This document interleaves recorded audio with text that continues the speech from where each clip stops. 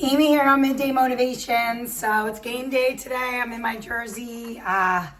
First playoff game for the Birds against the Niners. So a little later this afternoon, but I wanted to get on and do kind of a special midday today.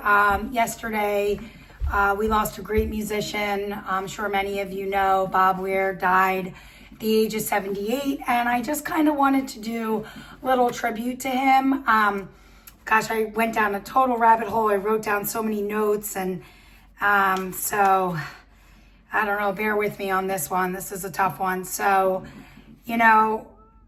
he's kind of lived such an amazing life if you think about it. He started playing music when he was 16 years old, and he died at, the age of 78. So you think about this, over 60 years of music. And music wasn't just something he did. Like it was almost what he was, if you will. And a lot of his music you can hear reflected in his songs, right?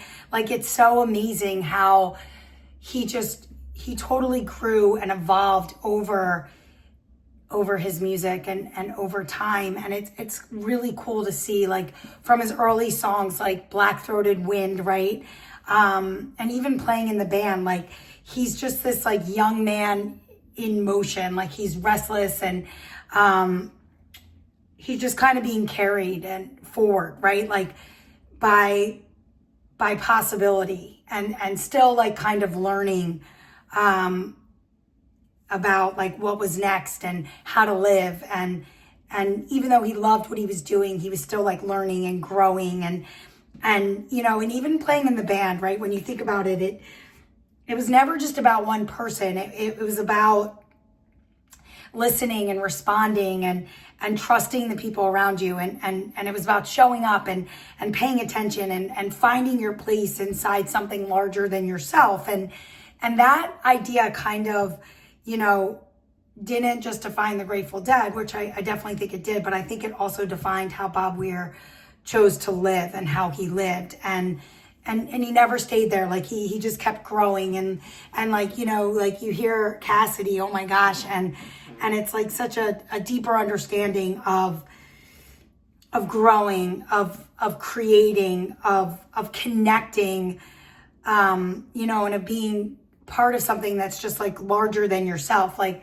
you think about the lyric, like fare thee well now, let your life proceed by its own design, right? And it's learning how to trust the path and instead of fighting it. I don't know. And I just feel like he just like grew and evolved and so much more. Like even, you listen to Ashes and Glass and that was like a really reflective song. I don't know. And you hear like it's just like raw perspective and honesty and understanding that we don't control everything. And what really matters is just how we fully show up while we're here. And even like toward the end when he finally, when he brought Only a River into the world, right? You hear the acceptance, like you hear trust, you hear that he's kind of almost come full circle and he's kind of, letting the current kind of carrying him where he's supposed to be, back to his old roots and the way he grew up. And it's so cool because, everything is with him, every song just feels so hopeful, right? And it's weird, like, Touch of Grey was, I think, the last song that they played, like, that ended their whole thing in San Fran. And, when you think about that song, like, I will get by, I will survive. It's not just a lyric, it's kind of how he lived, right? And his music changed because he changed.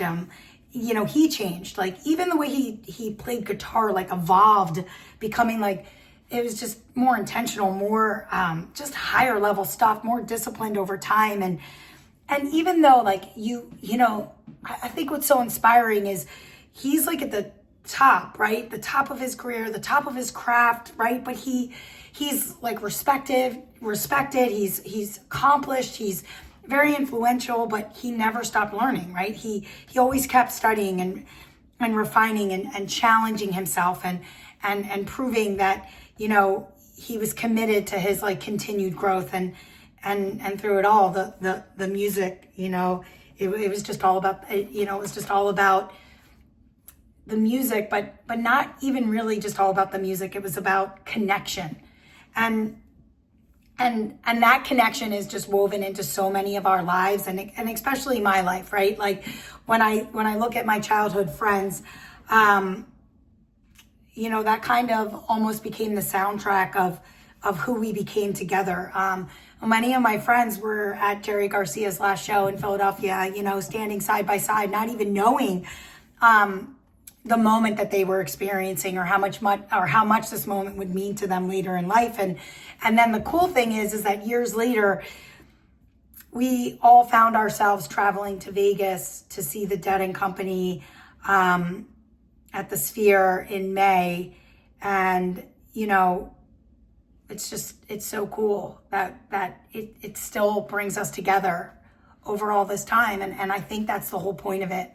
And you know, one of my friends was fortunate enough to see him, and to see the Dead and Company, and to see Bob Weir perform at one of their final shows in San Francisco. And I know that will always mean so much to her, because it means a lot to us that she was able to experience that, which is so cool. And that's what this music does, right? It carries memories. It carries friendships. It like brings us back to moments together, laughter, loss, growth, love. Like it's all about that. And the songs don't just remind us of the past, they remind us of each other.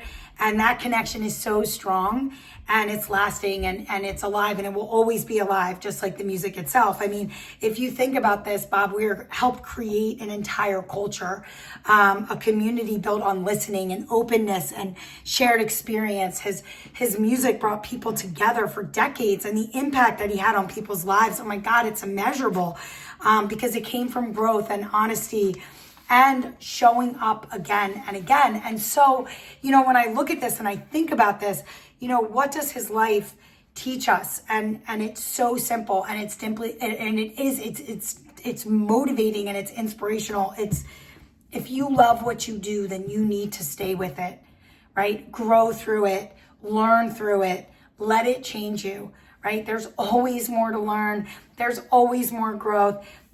If you stay passionate and curious long enough, well, the music never stops. Here's to you, Bob. I'll see you tomorrow for a little bit more Midday.